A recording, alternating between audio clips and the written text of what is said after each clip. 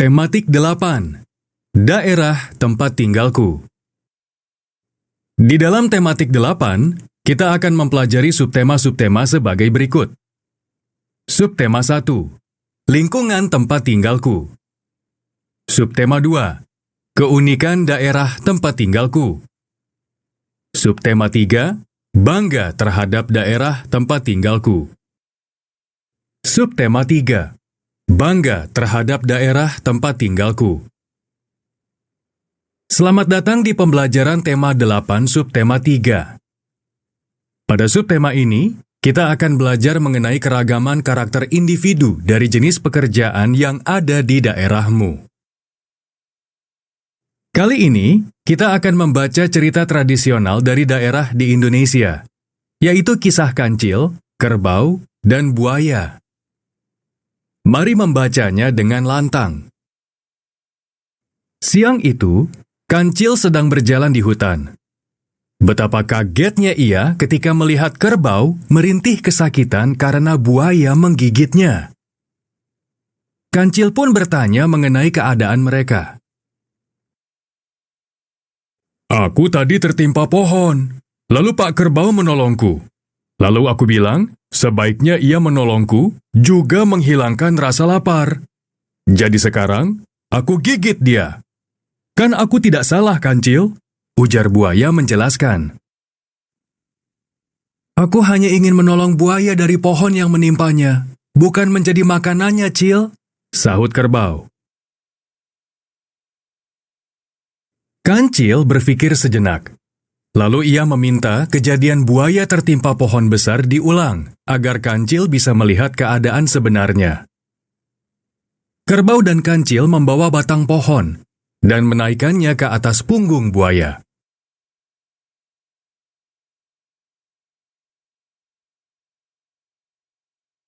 Nah, kerbau dan buaya, sekarang aku sudah tahu keadaan sebenarnya. Ayo kerbau, kita tinggal saja buaya di sini, jelas kancil. Loh, kancil, jangan tinggalkan aku, ujar buaya.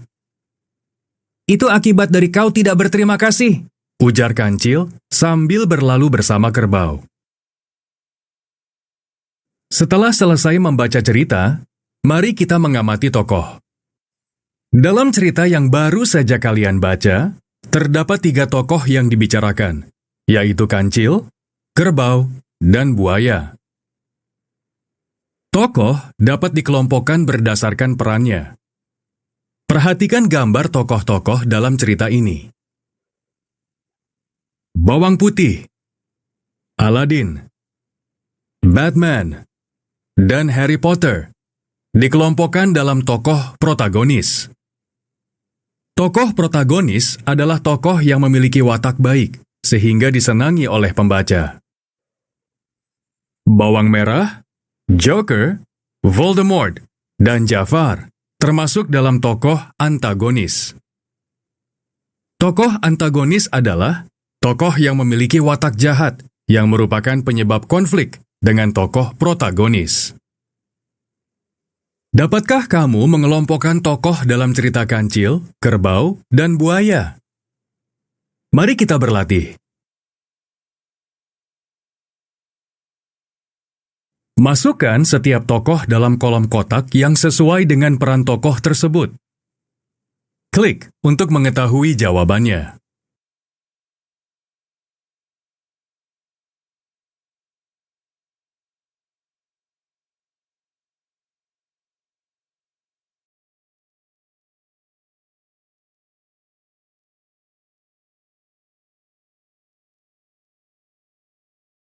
Kerbau, kancil, dan buaya memiliki karakter masing-masing. Karakter adalah sifat tokoh dalam cerita. Contoh karakter adalah baik hati, licik, cerdik, kasar, lemah lembut, pemarah, atau sabar. Untuk mengenal karakter tokoh, kita bisa mengetahuinya dari percakapan tokoh. Mari kita amati karakter tokoh satu persatu. Aku tadi tertimpa pohon, lalu Pak Kerbau menolongku. Lalu aku bilang, sebaiknya ia menolongku juga menghilangkan rasa lapar. Jadi sekarang, aku gigit dia. Kan aku tidak salah, Kancil? Dari ucapan buaya, kita bisa menilai bahwa buaya memiliki karakter yang tamak dan licik. Aku hanya ingin menolong buaya dari pohon yang menimpanya, bukan menjadi makanannya, Cil. Dari ucapan kerbau, kita bisa menilai bahwa kerbau memiliki karakter yang suka menolong dan lugu.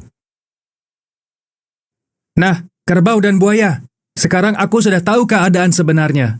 Ayo kerbau, kita tinggal saja buaya di sini. Dari ucapan Kancil, kita bisa menilai bahwa Kancil memiliki karakter yang cerdik.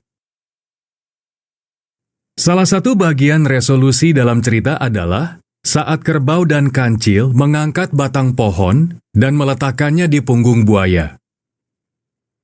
Kancil menggunakan gaya untuk mempengaruhi batang pohon yang diam menjadi bergerak. Gaya juga dapat memberikan pengaruh lain pada benda. Mari kita amati dalam kehidupan sehari-hari. Perhatikan gambar bis. Semula bis melaju, kemudian bis berhenti. Bis berhenti akibat adanya gaya gesek dari rem. Bis juga melaju kembali akibat ada gaya dorong dari mesin mobil. Gaya mempengaruhi benda bergerak menjadi diam.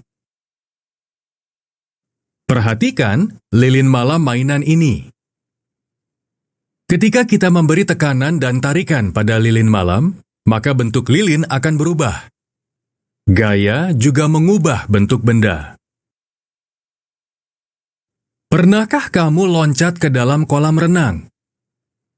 Mengapa saat kita loncat ke dalam kolam renang, kita dapat muncul lagi ke permukaan? Mengapa perahu dapat mengapung di air?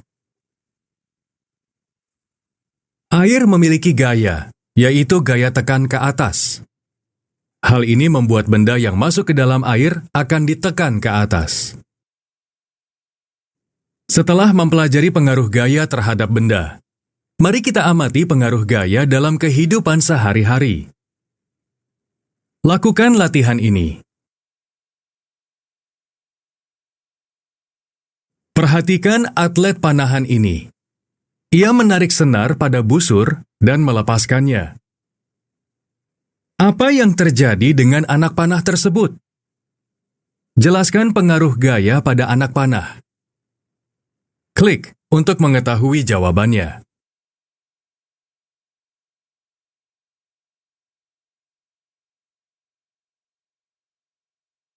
Perhatikan pengrajin keramik.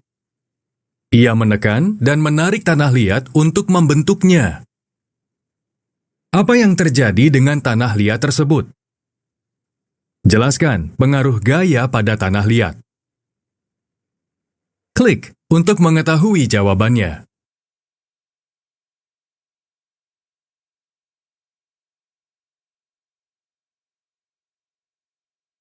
Gaya sangat penting dalam kehidupan kita.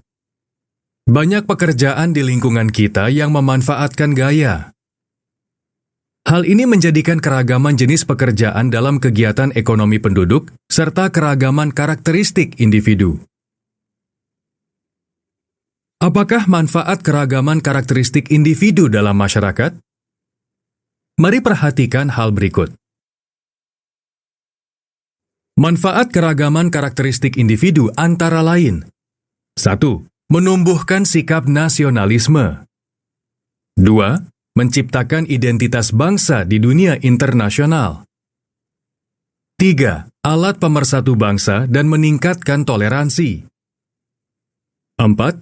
Meningkatkan devisa negara. Itulah keragaman yang ada di negara dan di daerah tempat tinggalmu. 1. Banyak keuntungan yang kamu dapatkan dari keragaman tersebut. Mari menjaga keragaman dan keunikan daerah di negara kita demi Indonesia yang lebih baik. Sampai juga kita di akhir pembelajaran ini. Untuk membantumu memahami materi, mari perhatikan daftar istilah di bawah ini.